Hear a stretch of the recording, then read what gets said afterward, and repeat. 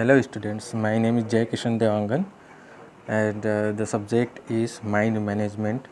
तो पिछले जो टॉपिक्स थे वो थे management, principle of scientific management, elements and function of management. इस सब के बारे में अपन डिस्कस कर चुके हैं और आज का टॉपिक है structure and design of organisation for mining enterprises.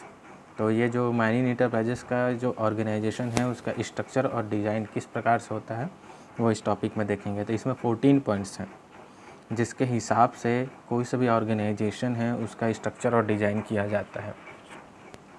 तो ये 14 पॉइंट्स को माइनिंग इंटरप्राइजेस से रिलेट करके हम लोग पढ़ेंगे और उसका आंसर उसी प्रकार से लिखेंगे। तो ये 14 पॉइंट्स में तो फर्स्ट पॉइंट है डिवीज़न ऑफ वर्क।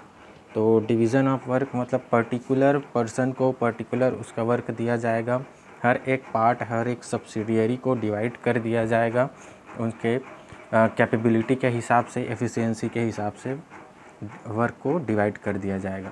सेकंड है अथॉरिटी। अथॉरिटी मीन्स डायरेक्टली बोल सकते हैं हम लोग रिस्पॉन्सिबिलिटी, मतलब हायर अथॉरिटी हायर रिस्पॉन्सिबिलिटी। ये डायरेक्ट उसका प्रोपोर्शनैलिटी है, प्रोपोर्शन है। और ये अथॉरिटी मतलब हायर ऑफिशियल्स, ये मतलब हायर ऑफिशियल्स ये ऑर्डर देंगे, ये डिसाइड करेंगे, प्लान करेंगे, ये अथॉरिटी का वर्क है। Third is discipline. जितने भी एम्प्लॉई वहाँ पर वर्कर्स काम कर रहे हैं इन सब को कैसे डिसिप्लिन में चलना है और किस हिसाब से वहाँ वर्क करना है डिसिप्लिन में रहते हुए, ये सब डिसिप्लिन में आएगा। Fourth is unity of command. ये यूनिटी ऑफ कमांड तो डायरेक्ट मैनेजर के हाथों में रहता है।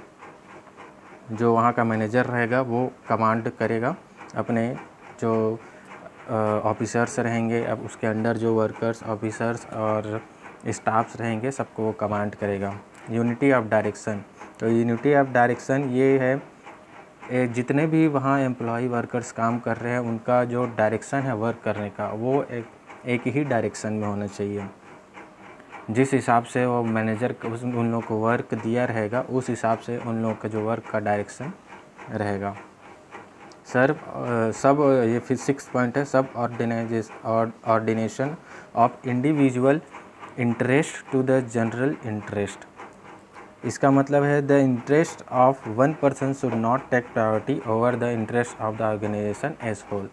मतलब इसमें मेजॉरिटी देखा जाएगा। मेजॉरिटी मतलब किसी एक पर्सन का अगर किसी चीज़ को लेके मान्यता है, उसको लगता है कि ये वर्क उसके हिसाब से या फिर इस डिसिप्लिन से होना चाहिए, तो उसका किसी एक पर्सन का ना देखते हुए पूरे जितना उन लोग का मेजॉरिटी रहेगा, मेजॉरिटी में जो उन लोग डिसाइड करेंगे उस डायरेक्शन में उन लोग अपने वर्क को आगे बढ़ाएंगे।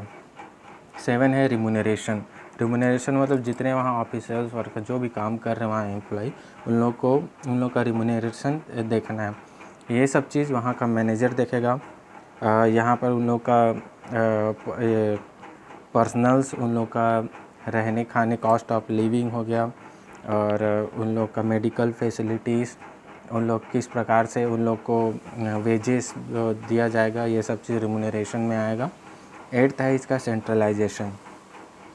सेंट्रलाइजेशन ये जो हेनरी और फियाल है उन लोग बहुत अच्छे तरीके से इसको डिफाइन किए हैं सेंट्रलाइजेशन को।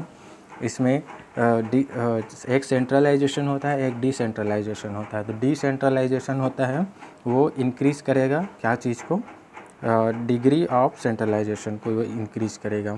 Specific organisation in which manager is working.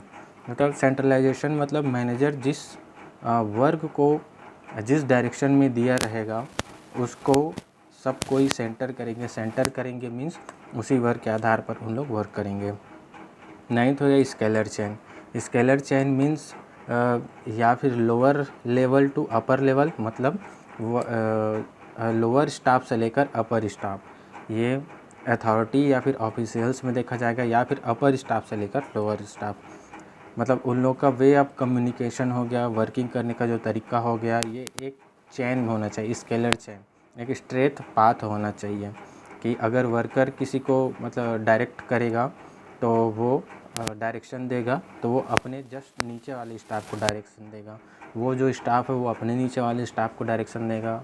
ऐसे करते करते ये जो डायरेक्शन है वो फॉलो अप होगा। 10th हो गया ऑर्डर।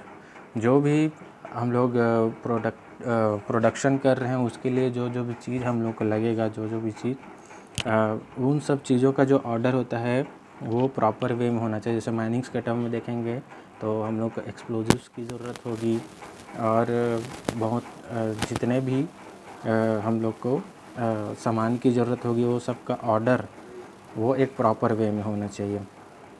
11th हो गया इक्विटी। इक्विटी मतलब जो भी हायर ऑफिशियल्स रहेंगे वो जितने भी उसके एम्प्लॉयज़ रहेंगे, चाहे वो हायर